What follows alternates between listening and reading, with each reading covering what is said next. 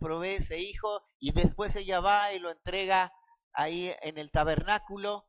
Es más o menos el tiempo en el cual también nació Sansón. Solo está esa información para irnos ubicando más o menos en el tema de los tiempos.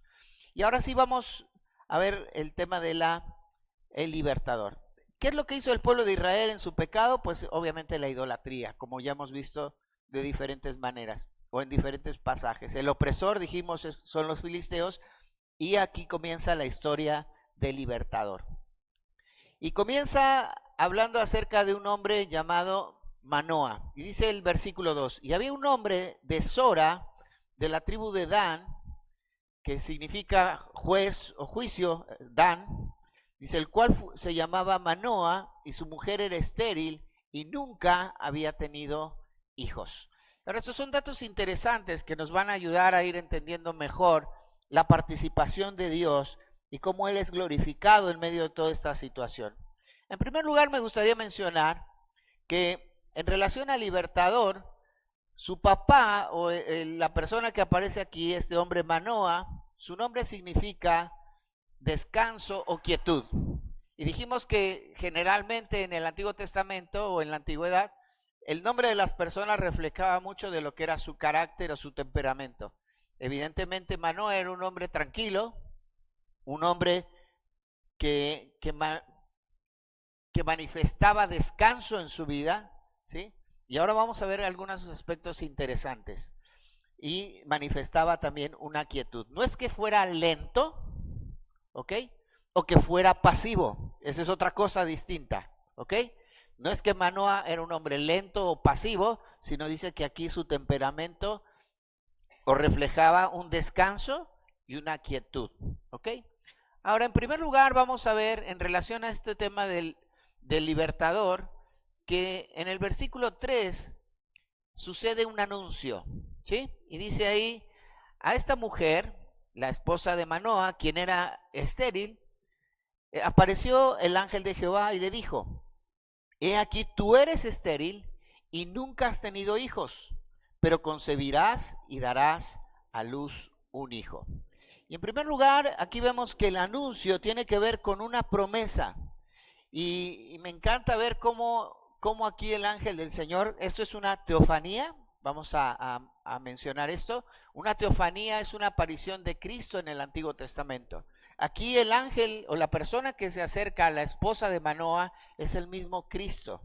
Es Jesús quien viene y le da un mensaje de parte de Dios a esta mujer, que no conocemos su nombre, pero evidentemente sí podemos ver que tenía una relación con Dios. Ahora, vamos ahora a mencionar algunos aspectos importantes, porque primero, muchas personas que tienen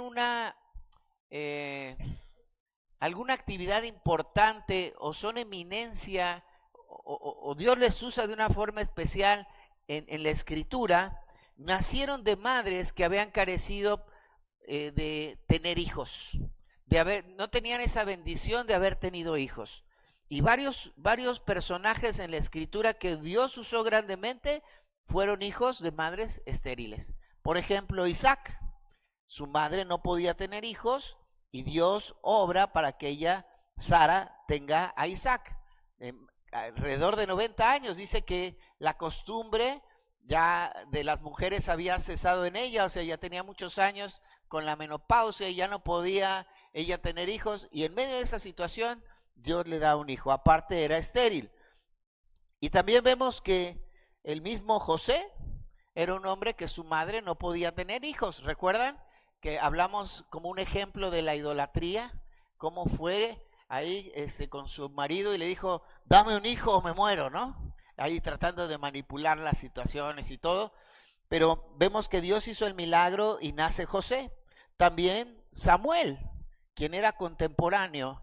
Y me encanta ver cómo Dios tiene un plan perfecto y Dios va haciendo su obra y Dios le provee de un hijo a Ana a través de Samuel. Y podemos pensar también en Juan el Bautista, quien su madre también era estéril y ya en una edad avanzada Dios le da como hijo a Juan.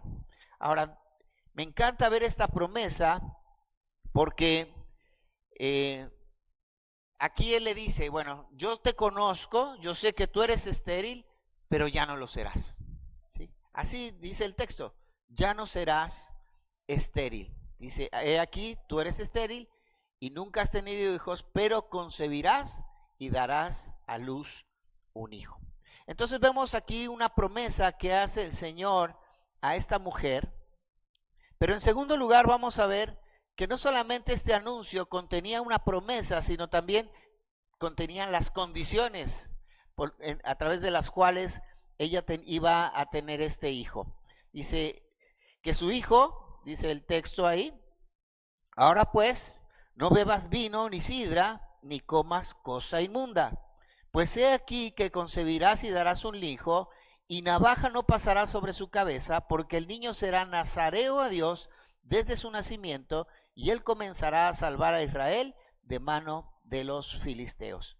Ahora, un nazareo era una persona que era dedicada a Dios, una persona que era apartada para Dios, para el servicio de Dios, pero esto era algo temporal. Había personas que dedicaban su vida, y eso lo vemos ahí en Números, ahorita vamos a ir al texto, pero ahí vemos cómo estas personas se abstenían de tomar diferentes alimentos y cosas para mantenerse apartados para el Señor. Y ahí entonces él explica, el ángel le explica a esta mujer las condiciones. Primero, que su hijo sería nazareno desde su nacimiento hasta su muerte. Esto no sería temporal, sería para toda su vida. Y esto es, incluso, él debía de ser apartado desde antes de ser concebido. Y ahora vamos a ver por qué. Dice ahí, ella debía de someterse a la ley de los nazareos, porque debía de alguna manera no comer de estas cosas que está mencionando acá. Ella, el ángel le dice en el versículo 4, ahora pues no bebas vino ni sidra, ni comas cosa inmunda. Más adelante vamos a ver que aún le dice que no coma productos de la vid. Ahora, qué difícil, ¿no? Qué ricas son las uvas, las pasitas. A mí me encantan las pasas, a mi esposa le encantan las uvas. Y platicábamos ayer y decíamos, qué difícil debe haber sido para la esposa de Manoah, ¿no? No poder comer esa fruta tan rica y que tanto se da ahí en la zona del pueblo de Israel. Ahora, esto nos lleva, hermanos, a pensar algunos aspectos importantes y unas verdades importantes. Y es que nosotros necesitamos renunciar a nuestras expectativas con relación a nuestros hijos para que Dios cumpla sus planes en ellos. ¿Sí? Necesitamos nosotros renunciar a nuestras expectativas en relación a nuestros hijos para que Dios cumpla sus planes en ellos. Esta mujer tal vez ni siquiera tenía expectativas de tener un hijo, pero seguramente o probablemente si en algún momento pensó, si Dios me da un hijo me gustaría que sea, ¿no? Yo no sé, pero tal vez ustedes en algún momento de su vida, las mamás o los papás, hemos pensado, si Dios me diera un hijo, yo quisiera que mi hijo sea esto, ¿no? Ahora, cuando ya Dios te lo da, tal vez ya también tú colocas expectativas, y yo no sé cuáles son las expectativas que tú tienes con relación a tus hijos, pero lo que sí podemos ver acá es que esta mujer tenía que abstenerse de ese alimento, tenía que negarse a sí misma de alimentarse de eso para preparar su cuerpo y su vientre y que su hijo sea nazareno desde su nacimiento hasta su muerte. Y a veces nosotros vamos a tener que abstenernos de ciertas cosas para que nuestros hijos puedan cumplir el plan y el propósito de Dios. Y a veces no estamos dispuestos a renunciar a ciertas cosas. ¿Qué tal si la esposa de Manoah hubiera dicho, bueno, señor, eso va a ser él, pero a mí me encantan las uvas? Eso es tema de él y es un problema tuyo con él, pero ¿yo qué?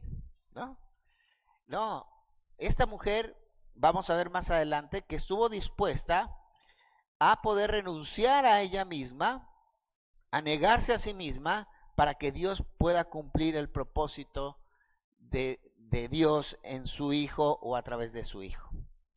Dice, pues he aquí que concebirás y darás a luz un hijo, y navaja no pasará sobre su cabeza, porque el niño será nazareno a Dios desde su nacimiento, y él comenzará a salvar a Israel de manos de los filisteos.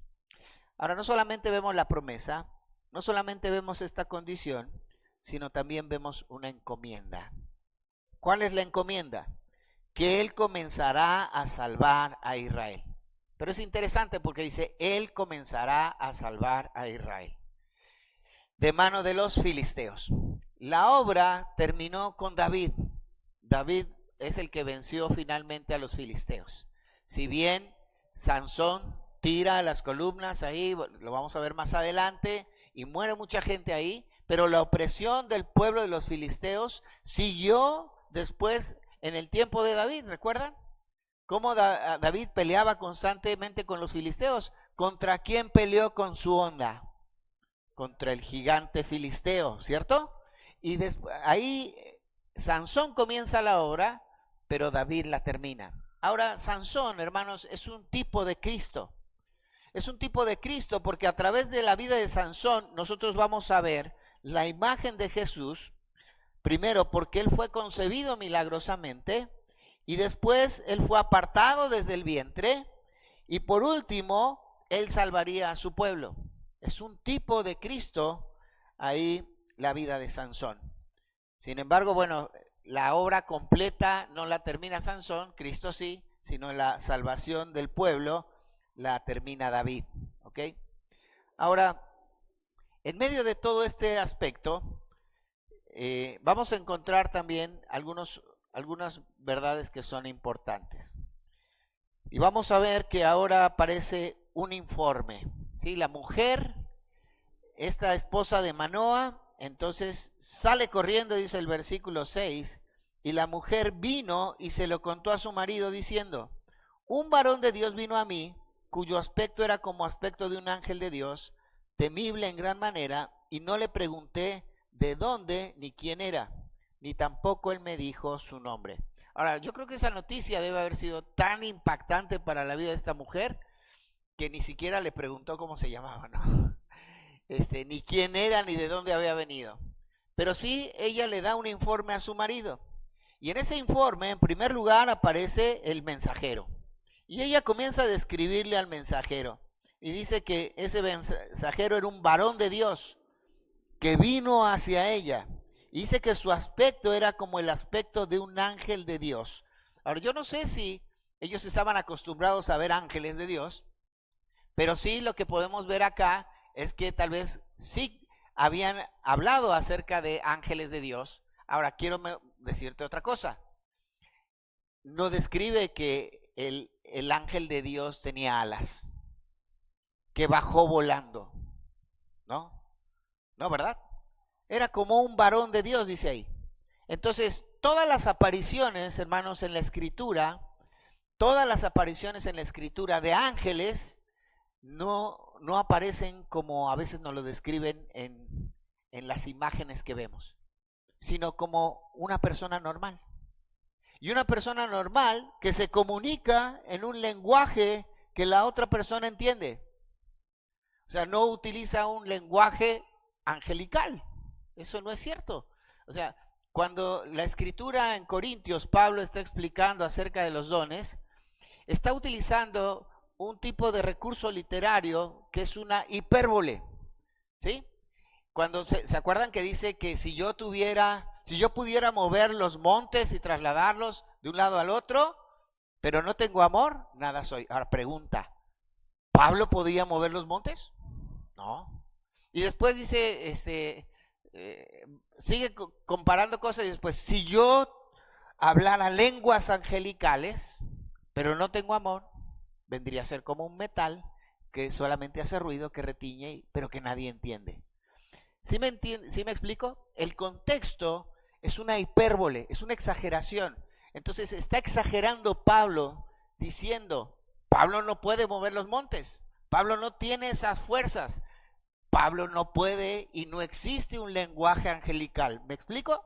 Siempre en la Escritura los ángeles hablan a los seres humanos en su idioma, en su dialecto, para que ellos entiendan el mensaje de Dios. El ángel era un mensajero de Dios. Entonces, en primer lugar, aquí esta mujer describe a ese mensajero. Ahora, su personalidad era impactante, ¿no es así? La personalidad de este hombre de Dios. Y dice que era temible en gran manera.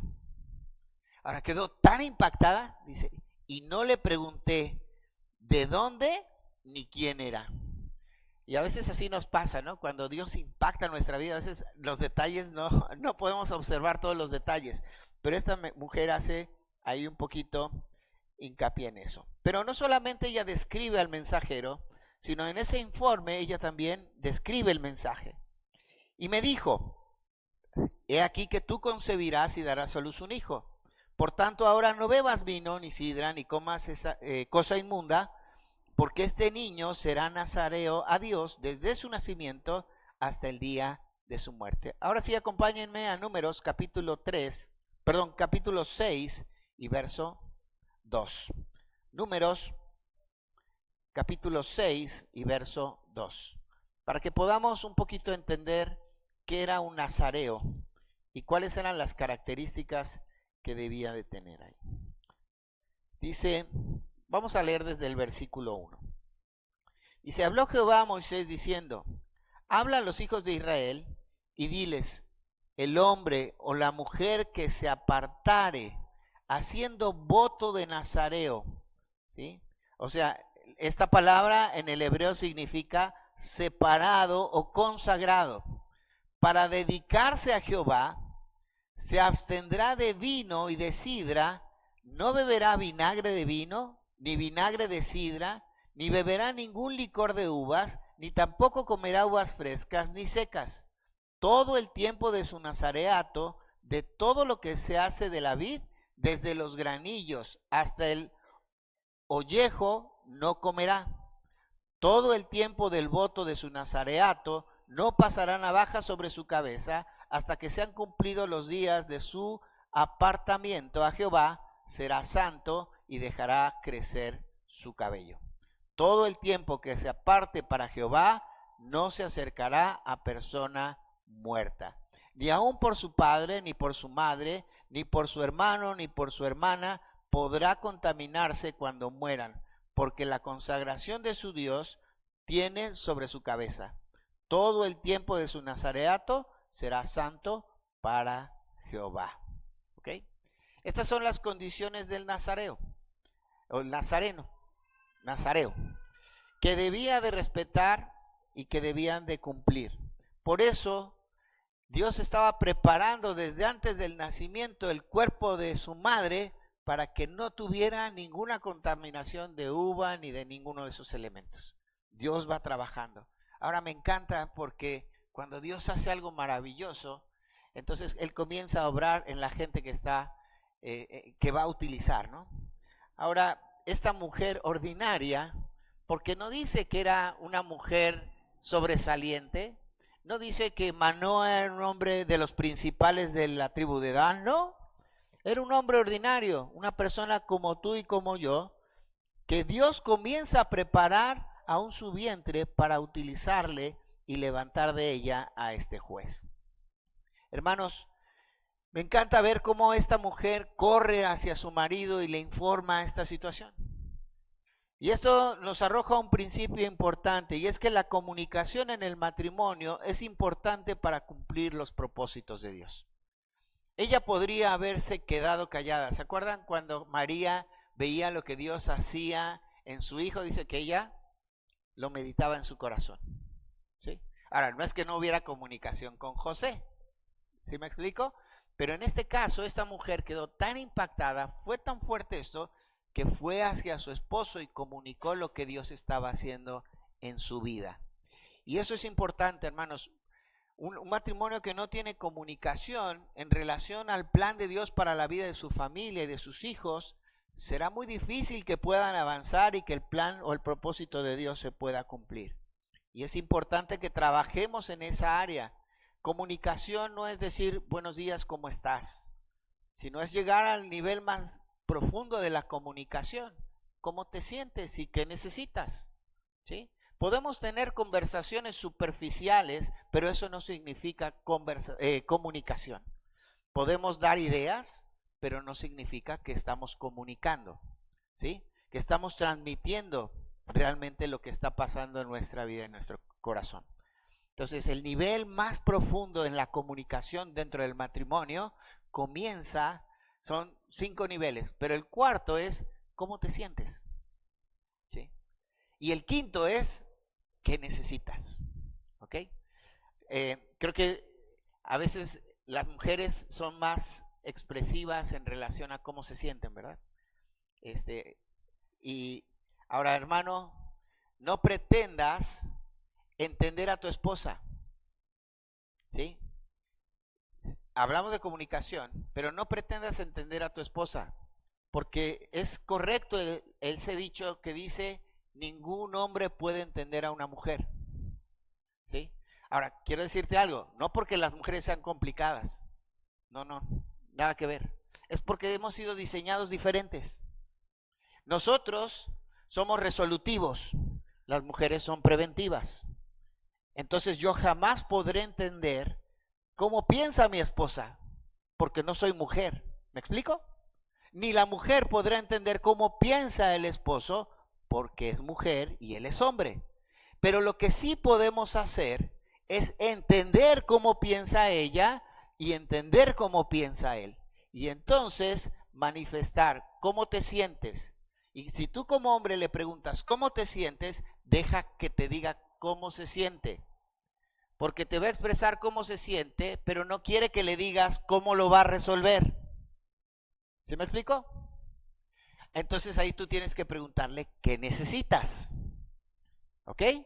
Porque como somos resolutivos, queremos resolver rápido. Y dice ella, me siento triste. Y entonces nosotros, pero no te tienes que sentir triste. Mira cuántas cosas tienes para agradecer a Dios. Y ella dice, pero no quiero que me digas qué debo de hacer. Solo me estás preguntando cómo me siento y te estoy diciendo. Pero no necesito que me digas. ¿Sí me explico? Eso sucede y por eso es importante la comunicación. No solo en nuestro matrimonio para avanzar como matrimonio, sino también por los propósitos de Dios para la vida de nuestros hijos. En tercer lugar, vamos a ver que no solamente hay un informe, sino también hay una oración. Esto trae como resultado una inquietud en el corazón de Manoa. Y dice el versículo 8. Entonces Manoa oró a Jehová y dijo, Señor mío, yo te ruego que aquel varón de Dios que enviaste vuelva ahora a venir a nosotros y nos enseñe lo que hayamos de hacer con el niño que ha de nacer. Ahora me encanta esto porque refleja la confianza de Manoa, un hombre confiado. Ahora, él entendió el mensaje que estaba dándole este hombre de Dios a su esposa. Está esa comunicación profunda donde ella le expresa lo que estaba sucediendo y entonces él manifiesta su confianza en el Señor y ora, clama al Señor. Él dice, Señor, ¿qué vamos a hacer? Manda a tu siervo, porque no sé qué vamos a hacer cuando el niño nazca. Y esa declaración es impresionante. Cuando el niño nazca. O sea, están manifestando la confianza de Manoa sobre Dios, sobre el mensaje que Dios les envió, sobre el anuncio que Dios les dio en relación a ese hijo. Ahora, nuestra confianza tiene que estar siempre acompañada de responsabilidad. Eso es lo que está reflejando aquí Manoa. No solamente una vida de confianza, sino de responsabilidad. Eso que tú me estás dando a mí, ese hijo que va a nacer del vientre estéril de mi mujer, es un privilegio, es una bendición. Confío en que va a ser así, pero me siento responsable. Tengo una responsabilidad. ¿Qué voy a hacer? ¿Cómo lo voy a guiar? Y hermanos, esto nos habla no solamente de la confianza, sino de esa responsabilidad que él tenía en relación para con el niño. Ahora quisiera mencionar una verdad importante, y es que quienes entienden el privilegio de ser parte de lo que Dios quiere hacer a nuestro alrededor, están deseosos y solícitos en conocer las instrucciones y responsabilidades que han de cumplir en lo que vaya a acontecer. Necesitamos nosotros ser conscientes de lo que Dios va a hacer, lo que está sucediendo, lo que Dios ya me dijo que va a pasar, ¿verdad? Y yo tener la confianza de que como dijo Dios que sucedería, así sería. Y entonces yo siento la responsabilidad de desarrollar eso para lo cual Dios me está llamando a hacer.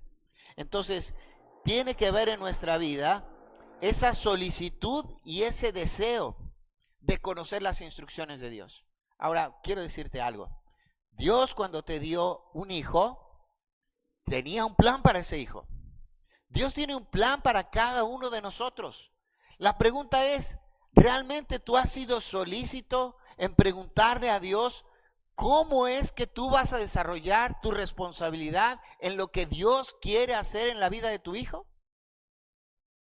Por eso te decía que cuando Dios obra en la vida de nuestros hijos, nosotros tenemos que renunciar a nuestras expectativas en relación a nuestros hijos.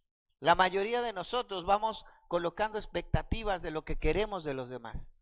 Y eso, hermanos, cuando alguien se siente presionado por las expectativas de otro, siempre generalmente va a producir frustración en el corazón de las personas.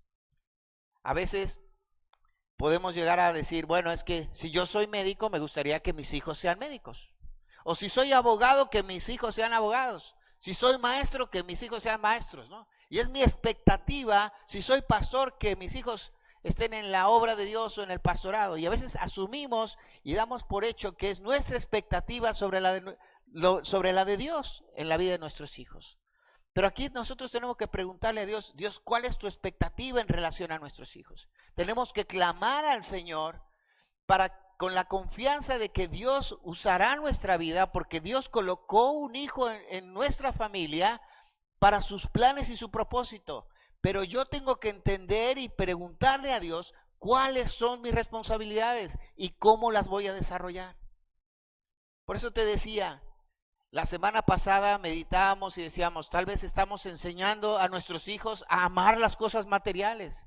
Estamos enseñando a nuestros hijos a amar una posición, a amar la autoridad, o sea, a tener autoridad, a sentirse poderoso y empoderar a nuestros hijos. Y podemos estar enseñando a nuestros hijos a amar un montón de cosas, a amar un deporte, a amar, como decíamos, el asno deportivo último modelo, pero no le estamos enseñando a amar a Dios. Ahora, ¿cómo le voy a enseñar a mis hijos a amar a Dios? Preguntándole a Dios. Pidiéndole a Dios, Señor, entiendo que tú me estás y tienes un propósito, y estoy convencido que tienes un propósito en la vida de mis hijos, pero ¿cuál es mi responsabilidad? ¿Cómo lo voy a hacer? Dame la instrucción. Ahora le está pidiendo, manda de vuelta a ese mensajero para que nos diga los detalles de lo que debemos de hacer. Y hermanos, aquí hay una verdad importante que quiero resaltar, y es que el deber es nuestro, los sucesos son de Dios. Yo tengo deberes delante de Dios y Dios hace la obra. Yo cumplo con lo que a mí me toca hacer y Dios hace lo demás. Ahora vamos a ver ahí más adelante, y tal vez no quiero spoilear lo que sucede, ¿verdad? Pero los padres de Sansón hicieron lo que debían de hacer. Las decisiones que Sansón tomó no tenían que ver con lo que los padres hicieron. ¿Sí me explico? Dios hizo lo demás. Ellos cumplieron su responsabilidad. Lo que Dios hizo después, eso fue obra de Dios. No era consecuencia. Las decisiones que Sansón tomó no eran ya responsabilidad de sus padres, eran responsabilidad del mismo Sansón. Y Sansón sufrió las consecuencias. Obviamente, hijos, ahora me refiero a ustedes. Las decisiones que tú tomes fuera de la voluntad de Dios traerán consecuencias y dolor a tus padres. Esa es una realidad. Esa es una realidad. Pero quiero decirte algo. Dios sigue haciendo su obra en ti y la va a perfeccionar hasta el día de Cristo, si tú ya le has conocido. Y si no le has aceptado como tu único y suficiente Salvador, ¿qué esperas? Recíbele como tu Salvador personal, confía en Él y Dios completará la obra que comenzó en ti. Ahora, ¿qué otra cosa podemos aprender de esta parte en relación a la vida de Manoah? Pues que debemos de rogar por mensajeros de Dios que nos traigan el mensaje claro y provechoso, así como las instrucciones de lo que Dios espera de nosotros. Mira, Dios ya no se te va a aparecer un ángel, ¿no? Te va a enviar mensajeros. Dios tiene sus formas, ¿cierto? Y a veces hay formas extraordinarias que Dios utiliza para hablar a nuestra vida. O a veces va a utilizar formas fuera de lo común para confirmarnos ciertas cosas que pueden estar habiendo en nuestro corazón. Pero Dios ya no te va a mandar un ángel para hablarte. Dios te va a hablar por medio de su palabra y por medio de personas.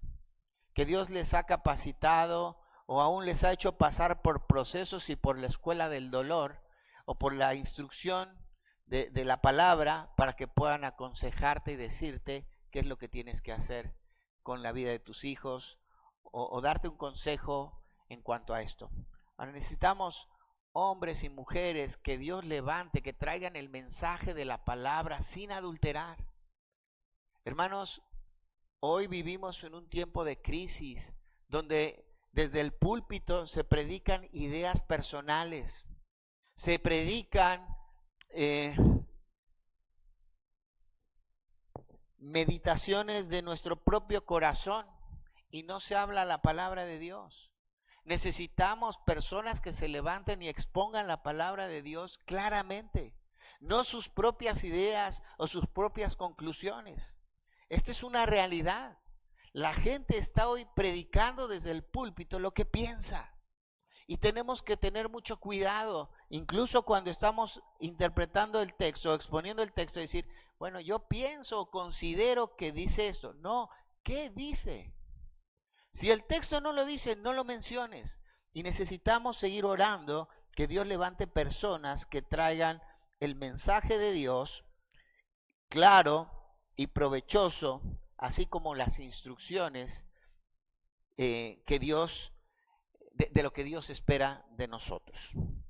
Hay algunos textos que quiero compartir con ustedes. Vamos a Romanos 15 y versículo 30. Romanos capítulo 15 y versículo 30.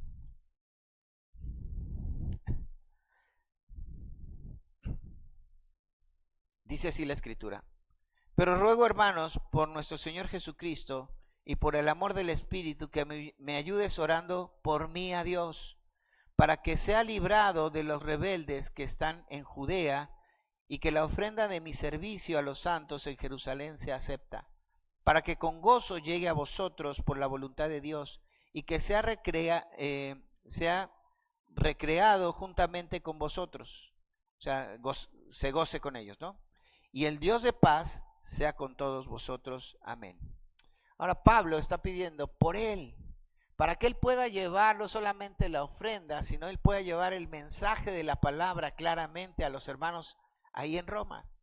Y después el apóstol Pablo, en 2 de Tesalonicenses capítulo 3 y versículo 1, les dice, oren por mí para que la palabra de Dios corra, que no sea detenida, sino que fluya la palabra de Dios y que pueda llegar a muchas personas.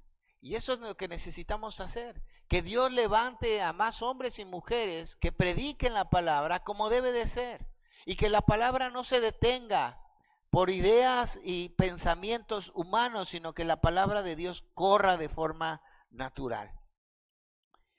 Pero no solamente es eso, sino también vemos aquí en el texto la respuesta de Dios a la oración de Manoah.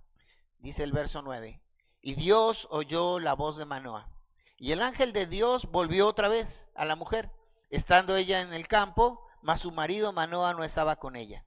Y la mujer corrió prontamente a avisarle a su marido, diciendo, mira, se me ha aparecido aquel varón que vino a mí el otro día. Y se levantó Manoah y siguió a su mujer, y vino al varón y le dijo, ¿eres tú aquel varón que habló a la mujer? Y él le dijo, yo soy. Entonces Manoah dijo, cuando tus palabras se cumplan, ¿cómo deben ser la manera de vivir del niño? ¿Y qué debemos hacer con él?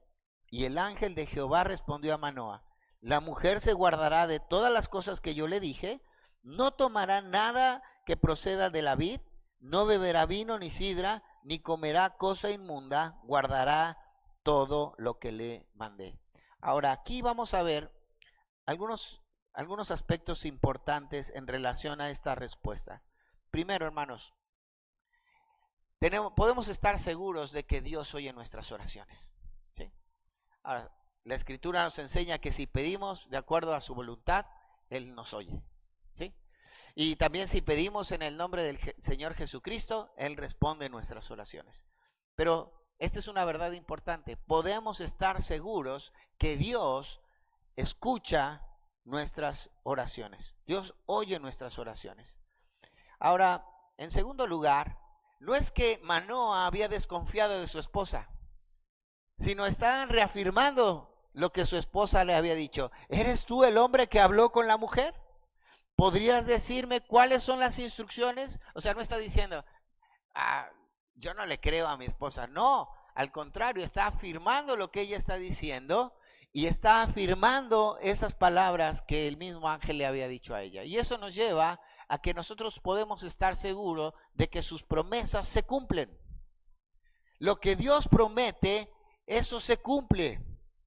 Y aquí vemos ese ejemplo también en la vida de Manoa y su mujer. Pero en tercer lugar, también podemos estar seguros que nuestra participación es compartida. ¿Sí? O sea, él apoyaría ahora a su esposa en toda esta participación. No solamente se preocupó por las instrucciones que debía desarrollar su esposa, sino también él se preocupó por las responsabilidades que tendría con su hijo. Y esto habla de algo compartido. Él compartiría estas cosas con su esposa y también con su hijo. Dios haría una obra y él participaría desarrollando también su responsabilidad. Ahora, cada uno de nosotros pregunta, ¿estamos haciendo lo que nos corresponde hacer delante de Dios? ¿Nuestra participación es como simples espectadores? ¿O me estoy involucrando a lo que Dios quiere que yo haga? ¿Has tomado el tiempo para sentarte, para tomar un momento en oración? No sé, como tú quieras, sentado, parado, acostado, caminando, y arrodillado, y le has dicho, Señor, ¿qué quieres que yo haga para que el plan y el propósito tuyo se cumpla en la vida de nuestros hijos? ¿Has tomado ese tiempo? ¿Cuál sería mi participación? ¿Qué es lo que tú quieres que yo haga?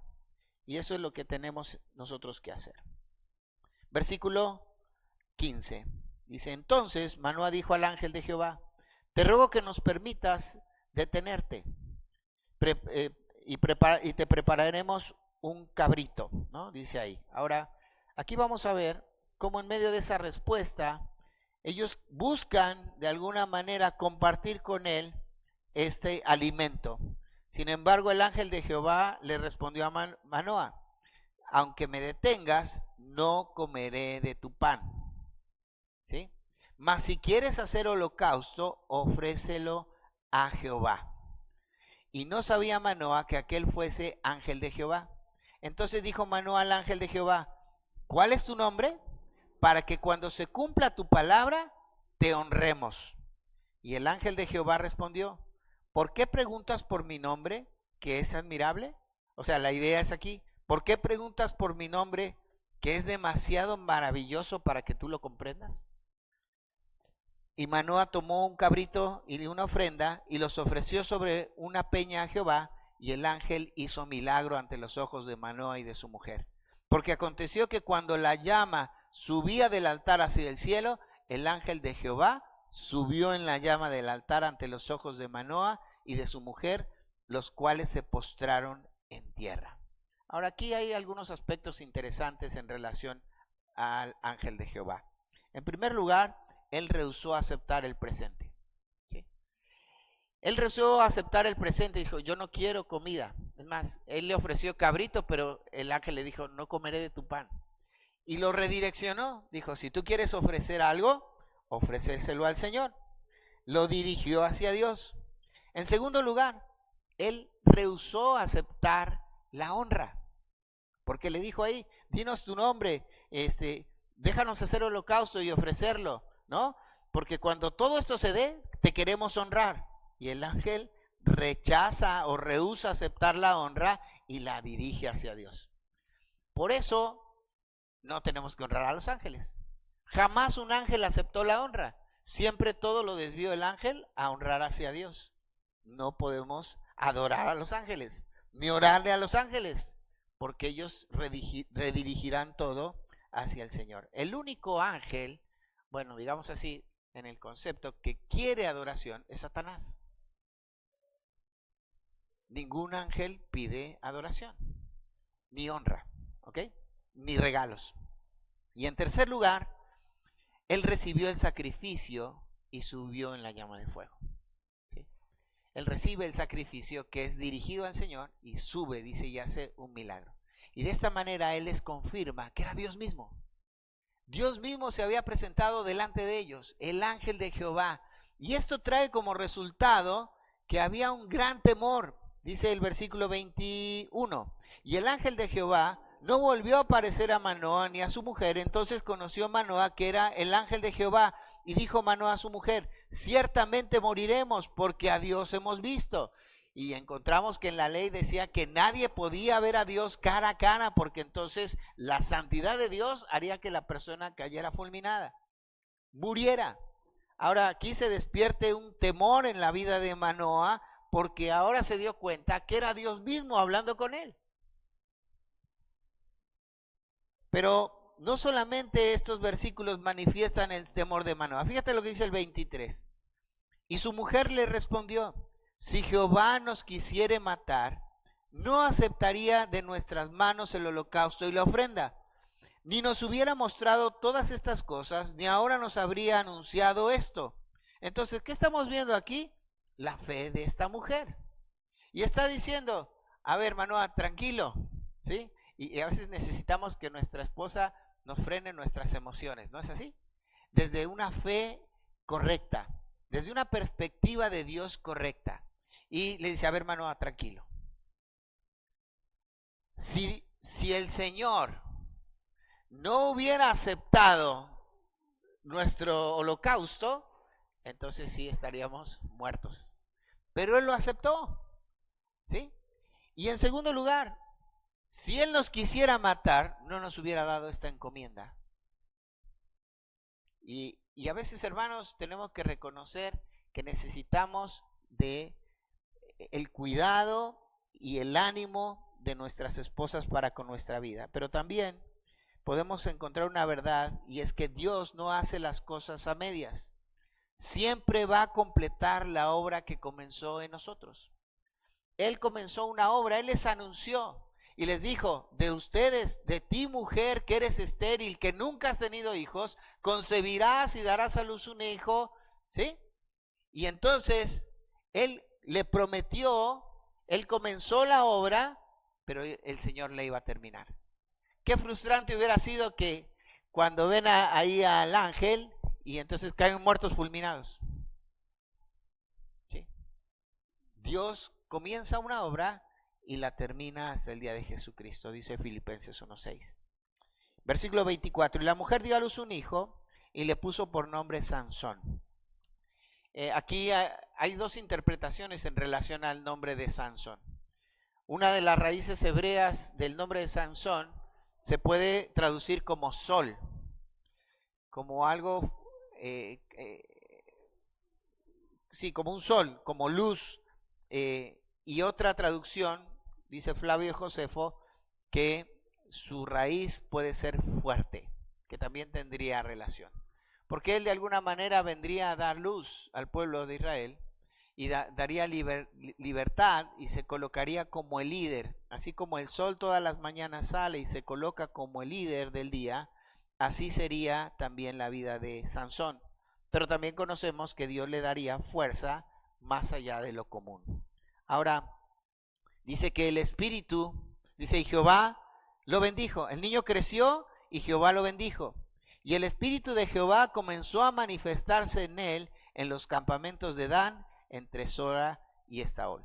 Aquí la idea es que más o menos aquí Sansón ya tendría entre 18 y 19 años cuando Dios lo comienza a usar en estos campamentos entre Sora y Estaol. Ahora, ¿qué verdad encontramos aquí?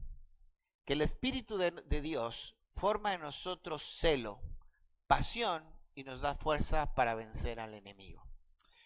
Meditando en esta semana acerca de lo que yo les hablaba el domingo, de que no hemos enseñado a nuestros hijos a amar a Dios, es porque tal vez nosotros no estamos amando a Dios. Y el martes compartía con los hermanos que nos reunimos para el liderazgo y analizábamos el texto de Deuteronomio capítulo 6, donde dice: y amarás al Señor tu Dios, a Jehová tu Dios, con todo tu corazón, con toda tu alma, con toda tu mente, con todas tus fuerzas. Y meditando en esa palabra fuerzas, no está hablando de una fuerza física. La palabra que se utiliza ahí en el hebreo es un adverbio que acompaña al verbo y que lo hace resaltar. Es como decir en coahuilense, muy mucho, ¿sí? Es que este tiene ánimo, muy mucho ánimo, ¿sí? Esa es la idea. Y en la palabra en sí, lo que está tratando de expresar es que la persona que ama a Dios tiene que manifestarle a Dios de una manera grande su pasión por Él. O sea, amar a Dios con todas tus fuerzas significa, lo que está diciendo ahí el Señor, es que debes amar a Dios con muy mucho de tu corazón. Y la palabra es compasión. ¿Sí? Compasión. Esa es la idea. Que tú seas apasionado en tu amor por Dios. Que se note. Y ¿sabes qué? La pasión se contagia. Yo les contaba que cuando fui a estudiar a Argentina, yo pensaba que los mexicanos éramos los mejores aficionados al fútbol y los más apasionados. Pero ¿cuál fue mi sorpresa cuando llegué al Estadio Monumental de River a ver un partido de River Plate? 2 horas antes llegan la hinchada. Y desde que vienen en la calle se van juntando y vienen en camiones y vienen tocando el bombo y vienen cantando y vienen gritando acerca de su equipo. Y entran a la cancha saltando, gritando. Y yo identifiqué ahí un grupo de personas que estaban enviados de mexicanos. Dije, esos son mexicanos porque estaban sentaditos. Y sí, eran de Bimbo, estaba abriendo allá Bimbo en Argentina y había mandado capacitadores. Y sí, eran mexicanos. Pero ¿sabes qué sucedió? Que yo estaba mirando, estaba admirado, estaba sorprendido y me quedaba así mirando a todos. Cuando me di cuenta ya estaba gritando y saltando con ellos. Porque la pasión se transmite. Ahora, hermanos, en ese aspecto, cuando nosotros permitimos que el Espíritu de Dios tome el control de nuestra vida, entonces se va a formar en nosotros un celo y una pasión por las cosas de Dios. Y Él nos va a dar las fuerzas, el Espíritu Santo, para no solamente vencer al enemigo, aún nos va a dar fuerzas para amar a Dios. ¿Sí? Esa es la verdad que nosotros podemos encontrar aquí. Dios, a través del Espíritu Santo que colocó en la vida de Sansón para cumplir su plan y su propósito, no para formar un estilo de vida, sino para cumplir su plan, Él desarrolló en él celo y pasión. Y le dio la fuerza necesaria para vencer al enemigo. Ahora nosotros también necesitamos analizar en nuestro corazón qué tan lleno estamos del Espíritu Santo. ¿Qué tanto nosotros andamos en el Espíritu y dejamos que el Espíritu Santo controle nuestra vida? Si en nuestra vida no hay pasión por Dios, no hay control de Dios. No hay control del Espíritu Santo. No estoy lleno de Él, estoy lleno de mí, vacío de Dios. Conclusiones, hermanos, para terminar. En primer lugar, necesitamos tener presente que Dios nos da a los hijos para sus propósitos, no son para los nuestros. Dios nos presta a nuestros hijos. Ahora, no quieras tú tomar el control de la vida de tus hijos, porque eso no te corresponde a ti, eso le corresponde a Dios. Dios nos lo dio para sus planes y sus propósitos. Y tú no sabes todo lo que Dios pueda llegar a hacer con ese hijo. No te puedes imaginar. Entonces, no limites a tus hijos creando expectativas de ellos. Pon mejor tu expectativa en el Señor y ponte a orar al Señor y decirle, Señor, dame la instrucción clara que tú tienes para que yo pueda guiar a mi hijo en tus planes y tu propósito, no para los míos, porque ¿sabes qué vamos a hacer? Les vamos a frustrar la vida y les vamos a amargar la vida, porque van a hacer lo que nosotros queremos y no lo que Dios quiere. En segundo lugar, hermanos, renunciemos a nuestras expectativas para que se cumplan los propósitos de Dios. En tercer lugar, busquemos la guía de Dios para la formación de nuestros hijos. la verdad, si lo hacemos en nuestras fuerzas, la vamos a regar. Busquemos a Dios, busquemos el consejo. Miren, hermanos, yo sé que somos bien egoístas todos nosotros y somos orgullosos, y a ninguno de nosotros nos gusta que nos digan lo que debemos de hacer. Y yo sé que ninguno de nosotros y nadie está acostumbrado ni formado a pedir consejo. Pero de veras, hermanos, por favor, yo no sé todo. Y cuando yo no sepa las cosas, o Ale no sepa las cosas, o José, o alguno de los otros hermanos, o Raúl, que le pidan consejo, te va a decir, no sé, déjame investigar. Pero hermanos, por favor, pidan consejo,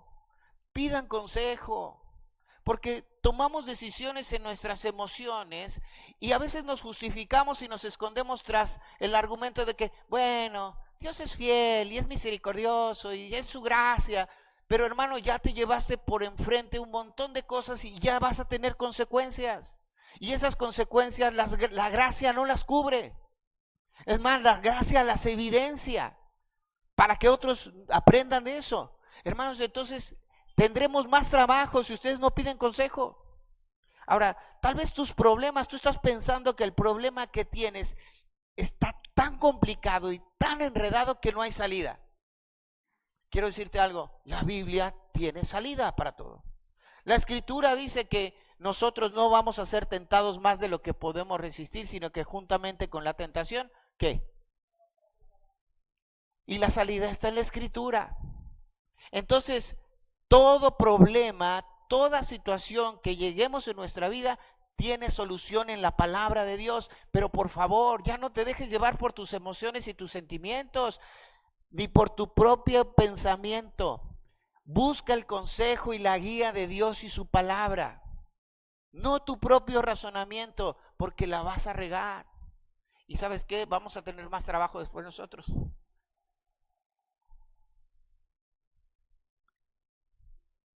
Cuarto, dependamos del Espíritu Santo para desarrollar celo y pasión. Celo, pasión y fuerza para vencer.